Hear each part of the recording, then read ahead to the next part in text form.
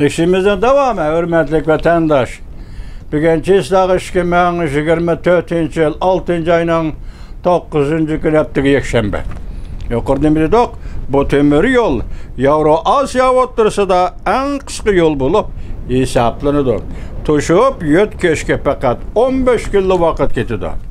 Hazırgıça Cungo'nun mesulatları Kazakistan anden Rusya arkalık yani Şimali koridor arkalık Avrupa'ya yetip bargan edi. Halkara Temir Yol jurnali mundaq görsetdi. Bu temir yol Cungo bilen Avrupa o'rtasidagi yolni 900 kilometr qisqartdi. Avrupa bilen Cungo o'rtasidagi yolni 900 kilometr yani 1000 kilometr etrafida qisqartdi. Növbetde bu temir yol qurilishi Cungo, Qirg'iziston, O'zbekiston temir yol qurilishi qachon ish boshlaydi? Belgilab olmaydi. Paraz qilinishicha Cungo, Qirg'iziston, O'zbekiston temir yol qurilishi uchun 8 milliard yoki 80 milliard dollar xarjlaydi. Bilim xazinasi Gruziya strategiya va xalqaro tadqiqot fondi tahlil qilib, mundaq ko'rsatdi. Rossiyaning Ukrainaga tajovuzchilik urushi qo'zg'ali tufayli Amerika ve Avrupa İttifakı Kreml sarayına xilma-xil embargo siyosati qo'llandı. Şunun bilan Qirg'iziston, O'zbekiston temir yol qurilishining yoshirin kuchi texmi kuchaydi.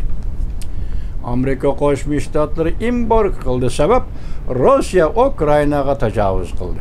Mush vaziyat tufayli Şimali koridor tashlanib qelishi, shuning uchun Cungo Kompartiyasi Janubiy koridorni echishi, Cungo, Qirg'iziston, O'zbekiston temir yo'lni qurib chiqishi zarur bo'lib qoldi.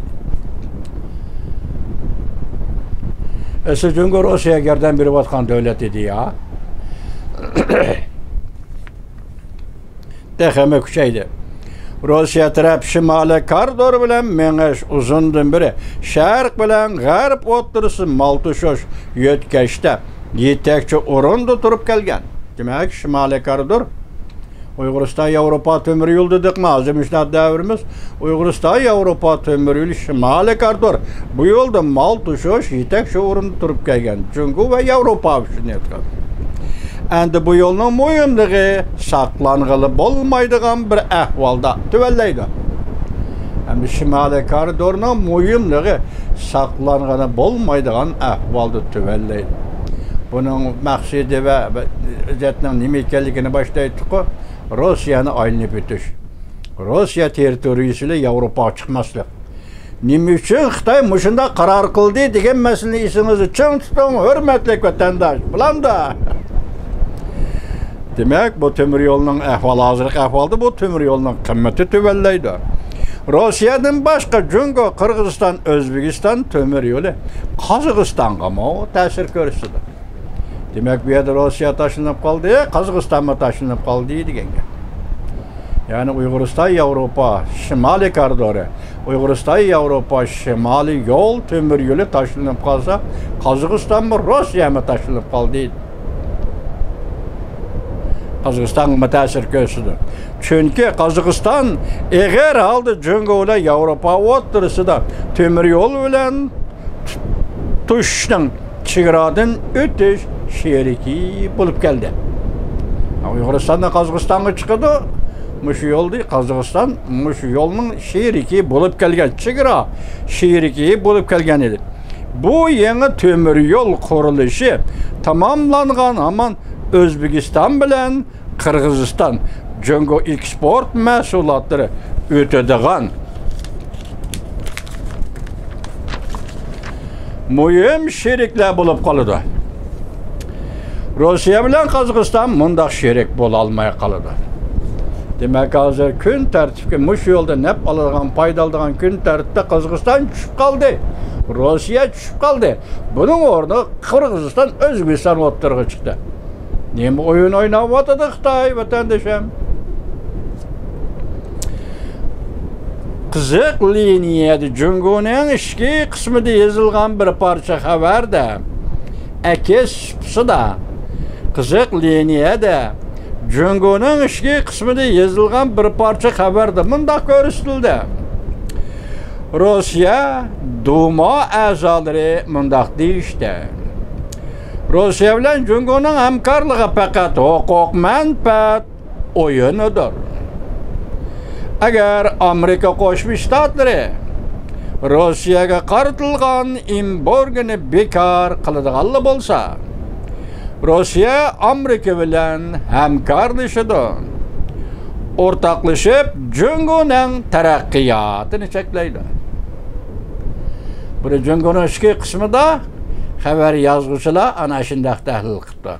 Demak, bu yerda Rossiya bilan Jungo o'tirishga munosabatni apaq-chapaq demasang bo'ldi. Faqat manfaat foydasi ham munosabatlar bilan munosabat qilishib kelgan ishga davlat deydi. Agar hozir urush mezgilida Amerika Qo'shma Shtatlari va G'arb dunyosi Rossiyaga qaratgan embargo siyosatini bekor qilsa, o'n chaqda Rossiya Amerika bilan birlashib Jungoning taraqqiyot yo'lini cheklaydi. Vatandaş, gerçi bu xabarni hozir to'liq isbotlashga bo'lmasimi? Tahlilchilar mundaq ko'rsatdi. Bu dal Moskvaning o'ylaydigan haqiqiy masalasidir. Mushu gap dal hozir Moskva o'ylayotgan haqiqiy masaladir. Demak, embargo qilishni to'xtat Amerika, men sen bilan hamkorlashaman. Sen bilan hamkorlashib Xitoyning taraqqiyot yo'lini to'saman. Demak, bugun Moskva Kreml sari o'ylayotgan birdan-bir haqiqiy masaladir. Bir necha ay burun Amerika Fox xabarining riyosatchisi Karson Moskvaga berib Kreml sarayida Prezident Vladimir Putinni ziyorat qilganda Prezident Vladimir Putin so'zlagan so'zga o'xshash tamoman birdek. Prezident Vladimir Putinning niyati bilan Karsonga so'zlab bergan so'zlarning yo'li va maqsadi birdek, tamoman o'xshaydi. Nayt zo'r taxmin shu yerdiki, Rossiya birinchi bo'lib G'arb lageriga yaqinlashdi. Hozirgi shu vaziyatda taxmin qilishga bo'ladiki, Rossiya birinchi bo'lib G'arb lageriga yaqinlashdi. Mag'abni tushunsangiz vatandosh. Duma boshda shart qildi, nimani embargoni bekor qilsa. Amerika Qo'shma Shtatlari qanday o'ylaydi buni bilmaymiz vatandosh. Hozir nima deydi?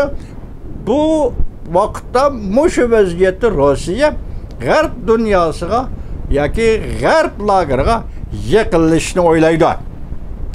Undan keyin G'arb lageri bilan birlashib Jungoga zarb berdi.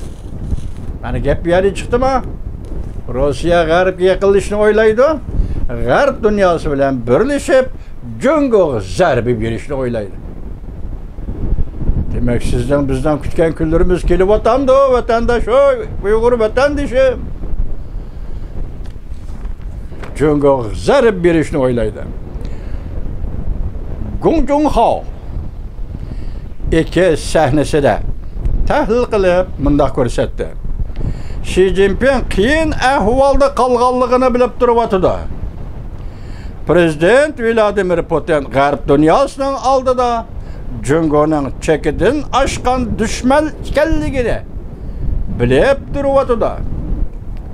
Xi Jinping o'zining dardini o'zi biladi. Prezident Vladimir Putin bugun Jungo kim, G'arb dunyosi kim? G'arb dunyosining nazarida Jungo qandoq dushman?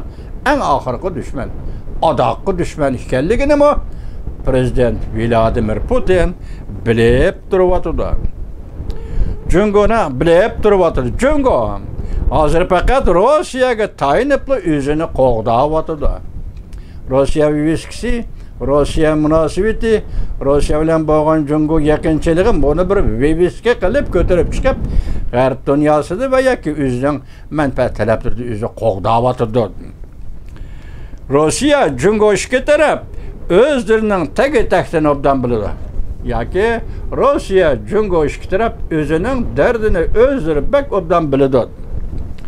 Yaqindan beri Prezident Vladimir Putin G'arbga yumshoq pozitsiya tutishga boshladi. Turgan so'zlarda vatandoshim.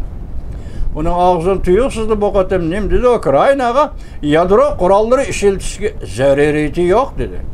Arlaqda nim degende biz zarur tepilganda Ukraynaga qisqa dairde ve kichikkina bo'lsa-mu yadro qurolları ishlatamiz degan. Hozir uni tashlab endilikda Ukraina yadro qurolları ishlatishning zaruriyati yo'q dedi tunigun kichikkina yumshadi dedi. Yadro qurolları ishlatmayman dedi. Mushakagan isimni bachag'ida qistirib qo'yay. Bu yumshash yolg'iz Rossiyada emas, hozir Jungoda ham. Tüvendi sözdeydi. Başladı yadro kuralları işletmeymen dedi.